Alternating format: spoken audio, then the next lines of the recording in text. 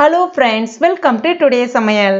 இன்றைக்கி நம்ம டுடே சமையலில் பொட்டுக்கடலையை வச்சு ரொம்ப சிம்பிளாக குயிக்காக ஒரு அருமையான ஸ்வீட் ரெசிபி தான் பார்க்க போகிறோம். இது செய்கிறது பார்த்திங்கன்னா ஒரு 10 நிமிஷம் தான் டைம் எடுத்துக்கும். ஆனால் டேஸ்ட்டு அவ்வளோ அருமையாக இருக்கும். சுலபமாக வேலை முடிஞ்சிடும்.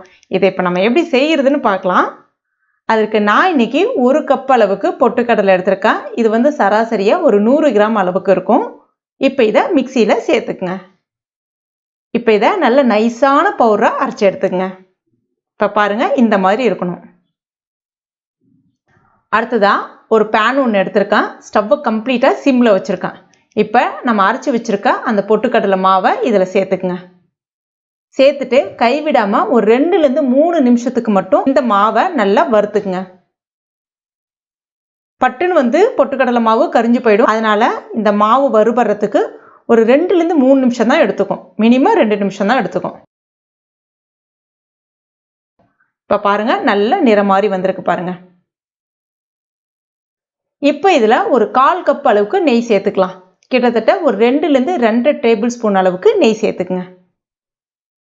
சேர்த்துட்டு கைவிடாமல் கலந்து விட்டுக்கிட்டே இருந்தீங்கன்னா எல்லாம் ஒன்றோடு ஒன்று கலந்து இந்த மாதிரி உருகி வர ஆரம்பிக்கும். இது ஒரு 2 நிமிஷம் எடுத்துக்கும் இந்த ப்ராசஸ். இப்போ ஸ்டவ்வை ஆஃப் பண்ணிவிட்டு இதை ஒரு பாத்திரத்துக்கு அப்படியே மாற்றி வச்சுக்கங்க. அடுத்ததாக இன்னொரு பேன் ஒன்று எடுத்துக்கங்க. அதில் 3/4 கப் அளவுக்கு சர்க்கரை சேர்க்குறேன். நான் இந்த கப்பால் 1 கப் அளவுக்கு பொட்டுக்கடலை எடுத்திருந்தேன்.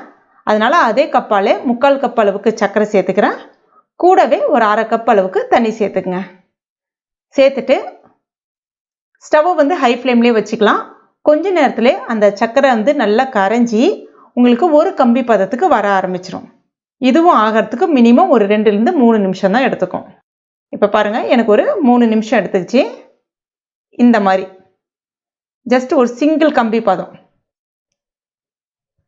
இப்போ ஸ்டவ்வை கம்ப்ளீட்டாக சிம்மில் வச்சிடணும். நம்ம நெய்யில் நல்லா கரைச்ச அந்த பொட்டுக்கடலை மாவை இது கூட இப்போ சேர்த்துருங்க. சேரும்போது லைட்டாக உங்களுக்கு திரியாக போகிற மாதிரி இருக்கும். பயப்பட வேண்டாம். எல்லாத்தையும் சேர்த்துட்டு ஒன்றோட ஒன்று நல்லா கைவிடாமல் கலந்து விட்டுக்குங்க. ஞாபகத்தில் வச்சுங்க, ஸ்டவ்வை கம்ப்ளீட்டாக சிம்மில் இருக்கணும். இப்போ நல்லா கைவிடாமல் கலந்து விட்டுக்கிட்டே இருக்கேன். இதுவும் கிட்டத்தட்ட ஒரு நிமிஷம் கலந்து விட்டால் போதும். இப்போ மறுபடியும் கொஞ்சமாக நெய், மறுபடியும் ஒரு 2 டேபிள் ஸ்பூன் அளவுக்கு நெய் சேர்த்துக்குங்க. சேர்த்துட்டு நல்லா கலந்து விட்டுங்க. கூடவே கொஞ்சமாக ஏலக்காய் பொடியும் சேர்த்துக்குங்க. ஒரு 3 நிமிஷம் போல் இருக்கட்டும். நல்லா கலந்து விட்டிங்கன்னா உங்களுக்கு இந்த மாதிரி பபுள்ஸ் மாதிரி அங்கங்கே வர ஆரம்பிக்கும். லைட்டாக உங்களுக்கு அந்த பபுள்ஸ் எல்லாமே கொஞ்சம் வெள்ளை கலரில் நிறம் மாதிரி வர்ற மாதிரி தெரியும். இதுதான் கரெக்டான பதம். ஒரு பிளேட்டில் நான் கொஞ்சமாக நெய் தடவி வச்சுருக்கேன். இப்போ ரெடி பண்ணி வச்சுருக்கத சூடாக இருக்கும்போதே அதில் சேர்த்துருங்க. இது நான் நிறைய செய்யலை, அதனால் ஒரு ஓரமாக இப்படி தள்ளி விட்டுக்கிறேன். நான் இன்றைக்கி ரவுண்ட் ஷேப்பில் கட் பண்ண போகிறேன். அதனால் இப்படி கொஞ்சம் தள்ளி விட்டுக்கிறேன். நீங்கள் ஸ்கொயர் ஷேப்பில் கட் பண்ண போகிறீங்கன்னா ஸோ அதுக்கு தகுந்த மாதிரி நீங்கள் பாத்திரங்களை மாற்றிக்கிறதா இருந்தால் மாற்றிக்கலாம். இது ரொம்ப ஆறக்கூடாது. அதே சமயத்தில் சூடாக இருக்கும் போதும் கட் பண்ண முடியாது. ஒரு 5 நிமிஷத்துக்கு அப்படியே விட்டிங்கன்னா அந்த சூடு, ரொம்ப பெரிய சூடு கொஞ்சம் மிதமான சூட்டுக்கு வந்துடும். அதுக்கப்புறமா இந்த மாதிரி உங்கள்கிட்ட பிஸ்கெட் கட்டர் இருந்துச்சுன்னா கட்டர் பயன்படுத்திக்கலாம். இல்லைனா இந்த மாதிரி வீட்டில் டம்ளர் இல்லைன்னா இந்த மாதிரி சின்ன கிண்ணம் இருந்தால் கூட நீங்கள் வச்சு கட் பண்ணிக்கலாம். ஜஸ்ட் ஒரு அழுத்தம் கொடுத்துட்டு கையில் இந்த மாதிரி தட்டி விட்டிங்கன்னா உங்களுக்கு நல்ல ரவுண்ட் ஷேப்பில் ஒரு சூப்பரான ஸ்வீட் கிடச்சிரும். பார்க்குறதுக்கு கடையில் இருக்கக்கூடிய அந்த பால்கோவா மாதிரியே இருக்கும் பார்க்குறதுக்கு. ஆனால் டேஸ்ட் பார்த்திங்கன்னா கிட்டத்தட்ட உங்களுக்கு ஒரு சின்ன அந்த நெய் மைசூர் பாக்கு டேஸ்ட் கிடைக்கும். ரொம்ப அருமையாக இருக்கும். செம்மையாக இருக்கும். சிம்பிளான ரெசிபி தான். ரொம்ப குறைவான நேரத்தில் செய்யலாம்.